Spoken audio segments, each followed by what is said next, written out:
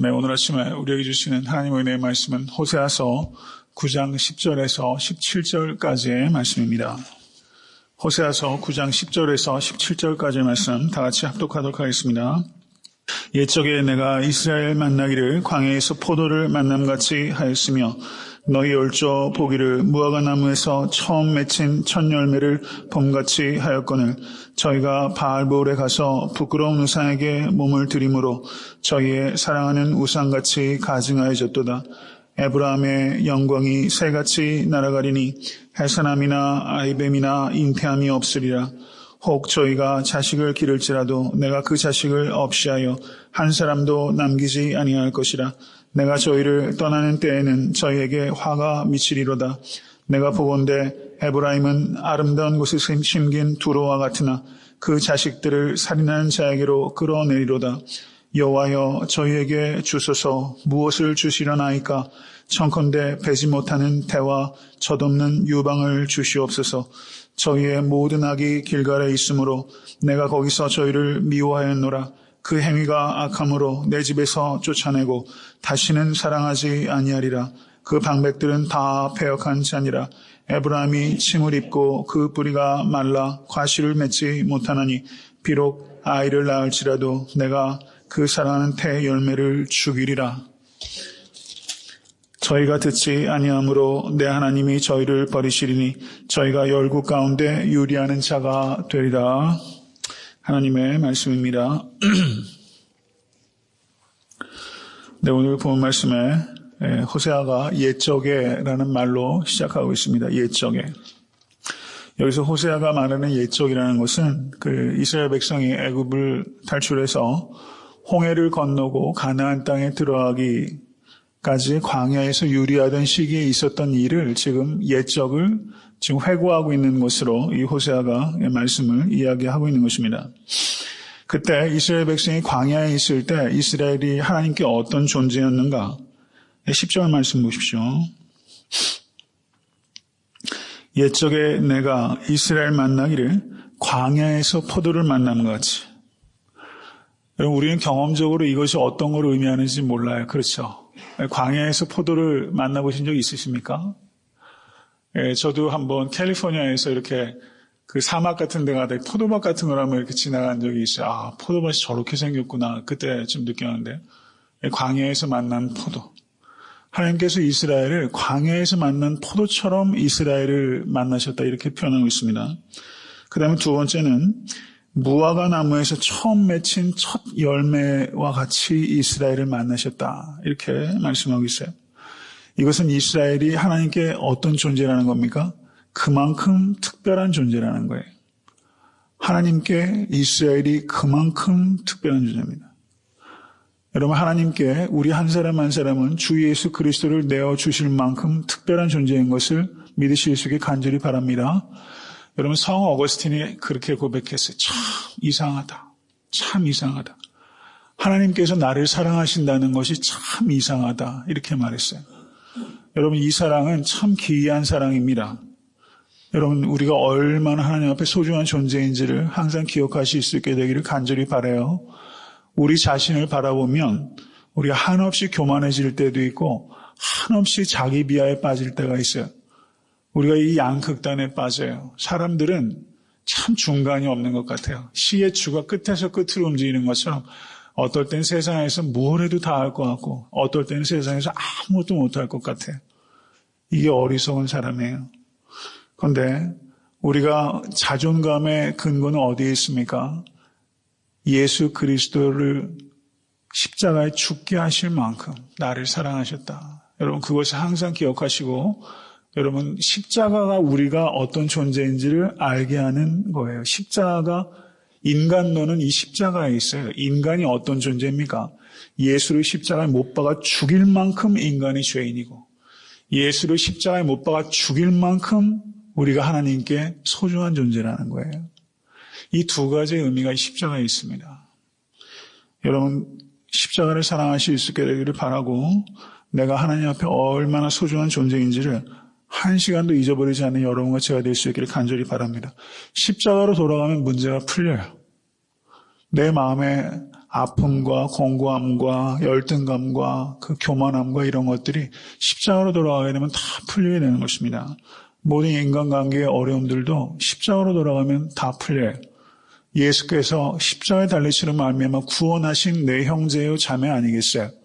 그 관점이 회복되면 사실상 큰 문제도 있고 작은 문제도 있어요. 그렇지만 결국은 십자가로 돌아가면 어려운 인간관계의 문제들이 다 사실은 풀리는 것입니다. 모든 대답이 십자가에 있다.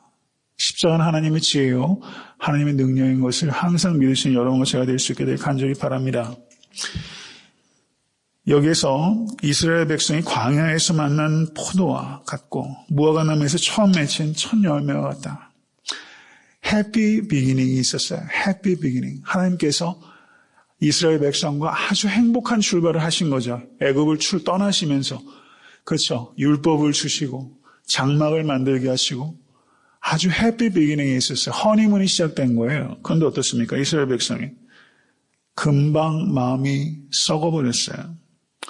여기 보십시오. 저희가 바알 부올에 가서 부끄러운 우상에게 몸을 들임으로 저희의 사랑하는 우상같이 가증하여졌도다. 이렇게 말하고 있습니다. 여기에서 바알 부올이라는 이 말은 지명을 나타내면서 동시에 모압 족속들이 섬겼던 우상의 이름이 바알 부올이에요. 바알 부올. 풍요의 신입니다. 민수기 25장을 보시면 거기에 이스라엘 백성이 광야에서 시딤에 이르렀을 때 그 백성이 모압 여자들과 더불어 음행을 하게 됩니다. 음행을 하고서 모압 여자들이 우상을 소개해요. 그래서 이스라엘 백성들이 그 신들에게 절했다라고 말했습니다. 그래서 바알부올에게 부속되었을 때 여호와께서 이스라엘에게 진노하셨고 그때 그 하나님께서 이스라엘 백성을 치셨어요. 그래서 그때 죽은 사람이 24,000명이 죽은 게 이 바알부올이에요. 바알부올. 여러분, 이스라엘 백성의 문제는 무엇입니까? 이스라엘 백성은 성적 방종과 우상 숭배에 빠진 것이 이스라엘 백성의 문제예요. 성적 방종을 다른 말로 말하면 pleasure, 쾌락이라고 말할 수 있고, 그리고 우상 숭배는 풍요에 대한 욕망이 다산을 상징하는 바알을 섬기게 되는 거예요. prosperity. pleasure와 prosperity. 쾌락과 번영을 인생의 목적으로 삼으면 우상 숭배에 빠지게 되는 거예요. 여러분, 하나님을 목적으로 삼으실 수 있기를 간절히 바랍니다. 하나님께서 우리와 가까이 하시는 것이 복이에요. 그럼 하나님께서 우리에게 풍성함을 주세요. 여러분, 그것을 믿으십시오. prosperity는 하나님께서 우리에게 주시는 것이지 prosperity를 인생의 목적으로 삼게 되면 우상 숭배의 길로 가게 되는 것입니다. 이 바알부올에 빠졌던 이것이 이스라엘 백성이 가나안에 들어가기 전에 있었던 일이에요.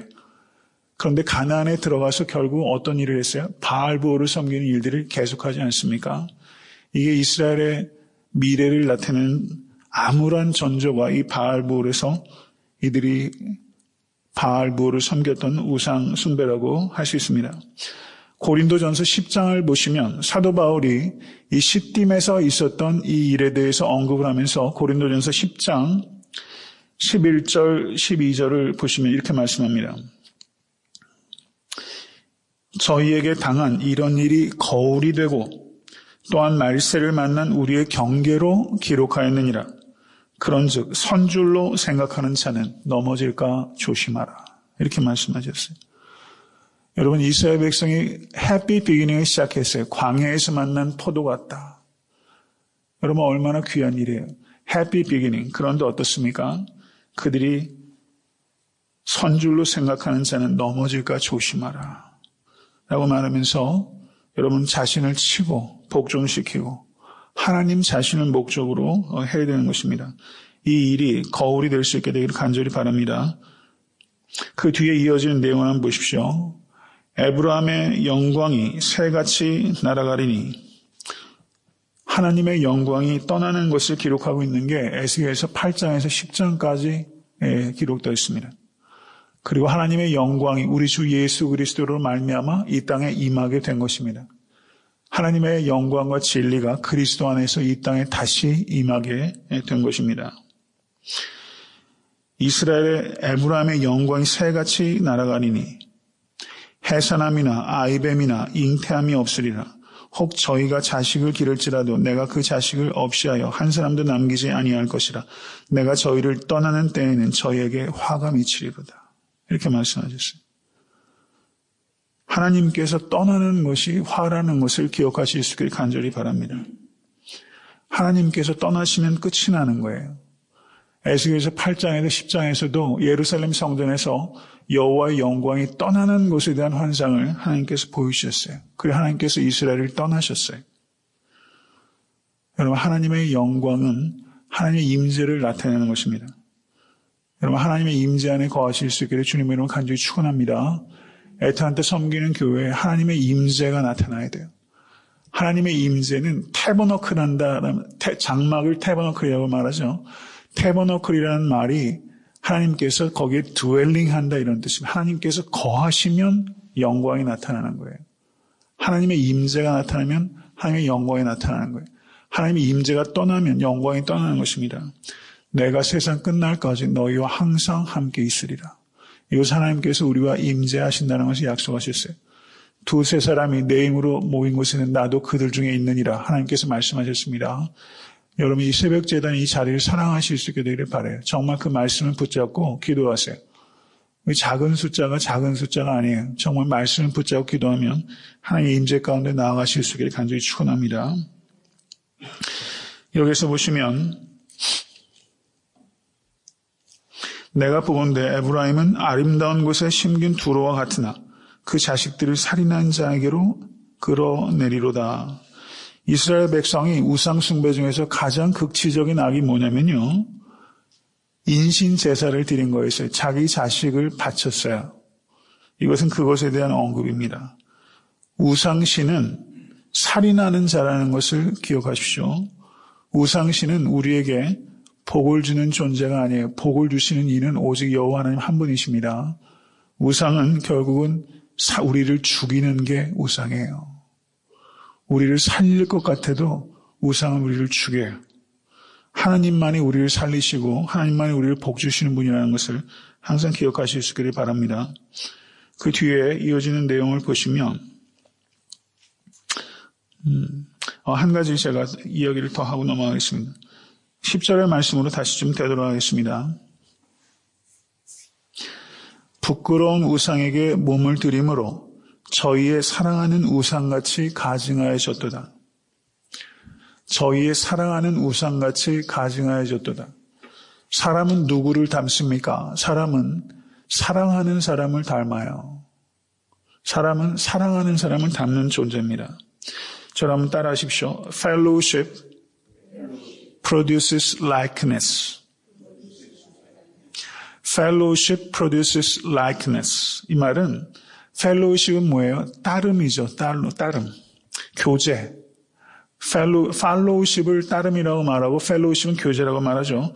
fellowship, 하나님과의 fellowship은 produces, 무엇인가를 낳아요. likeness, 닮음을 낳습니다.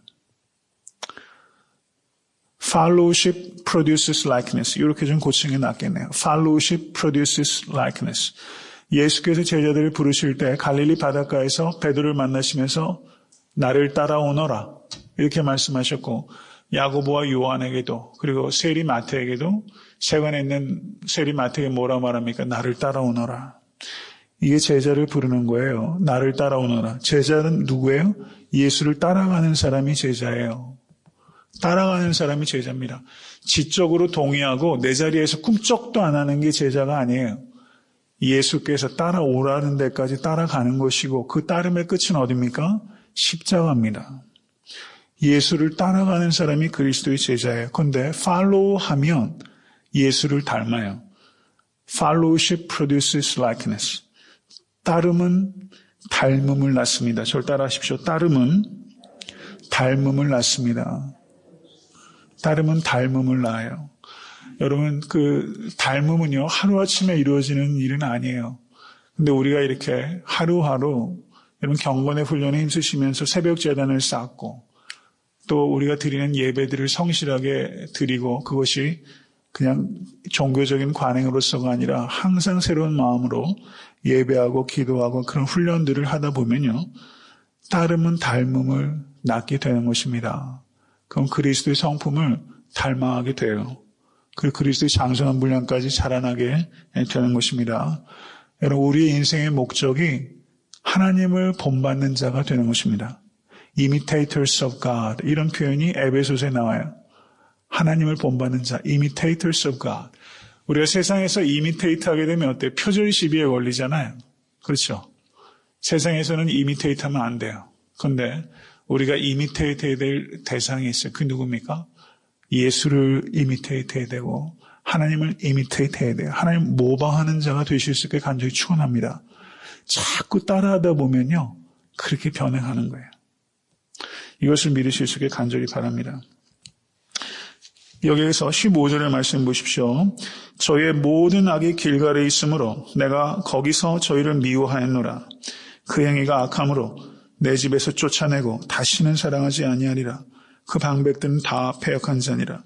에브라임이 침을 입고 그 뿌리가 말라 과실을 맺지 못하나니 비록 아이를 낳을지라도 내가 그 사랑하는 태의 열매를 죽이리라. 저희가 듣지 아니하므로 내 하나님이 저희를 버리시리니 저희가 열국 가운데 유리하는 자가 되리라. 이렇게 말씀하시면서 하나님 무서운 진노에 대해서 계속적으로 말씀하고 있어요. 여러분, 하나님의 진노는 인간의 분노와 다른 것입니다. 하나님의 진노는 하나님의 거룩한 성품의 표현이에요. 그래서 하나님의 진노는 우리가 찬양 드려야 될 하나님의 성품이라는 것을 기억하십시오. 하나님이 악을 묵인하고 악을 조장한다면 우리가 그런 하나님을 어떻게 믿을 수 있겠어요? 하나님은 악을 심판하시는 하나님이십니다. 하나님은 우리의 죄를 심판하세요. 그런데 우리의 죄를 예수 그리스도 안에 쏟아 부으시고 예수 그리스도의 십자가의 대속으로 말미암아 우리를 죄 없다고 하나님께서 인정해 주신 것입니다. 하나님은 죄를 혐오하세요.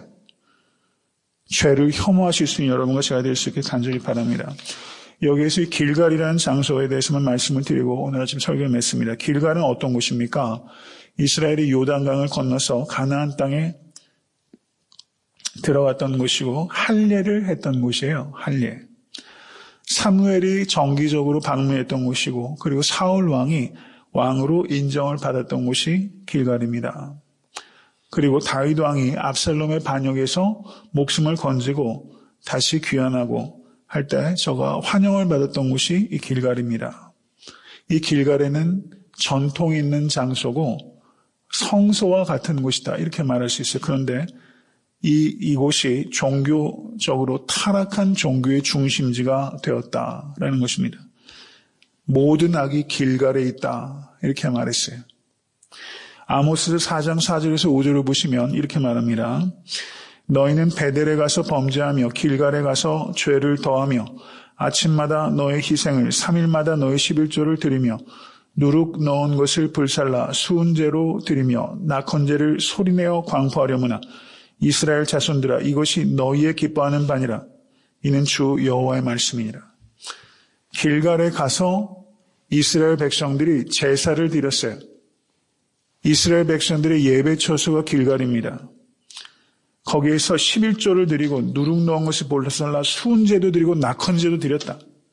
그런데 그것이 내가 기뻐하는 바가 아니라 너희의 기뻐하는 바다 라고 말씀하셨어요. 여러분, 길갈에서 드렸던 이 예배는 하나님을 기쁘시게 하는 예배가 아니라 자신을 기쁘시게 하는 거짓된 예배요. 그래서 하나님께서는 아모스서 5장 5절에서 베델을 찾지 말며 길갈로 들어가지 말라라고 말씀하고 있어요. 여러분, 길갈의 제사는 우리에게 거짓된 제사는 예배는 하나님을 전혀 기쁘시게 하지 못하고 하나님께서 미워하시는 바가 될 수 있다는 것을 우리에게 가르치고 있는 것입니다. 여러분, 이 시대에 많은 예배와 많은 교회들이 있는데 어쩌면 우리가 혹시 그것이 길갈이 되고 있지는 않은지. 여러분, 그렇지 않습니까? 우리가 드리는 예배, 이 시대의 예배와 교회가 정말 하나님께서 미워하시는 길갈이 되면 혹시 그런 길을 가고 있다면 이것이 얼마나 우리가 두렵게 생각하고 통회해야 될 일입니까? 여기서 뭐라고 말씀하세요? 내 집에서 쫓아내고 다시는 사랑하지 아니하리라. 이렇게 말씀하고 있습니다. 여러분 깨어 있으실 수 있게 되길 간절히 바랍니다. 옛 길갈에서 할례를 드렸던 그 길갈이 회복되어야 돼요. 종교적으로 타락한 길갈이 돼서는 안 되는 것입니다. 여러분 예배가 회복되시는 여러분과 제가 될 수 있게 간절히 바랍니다.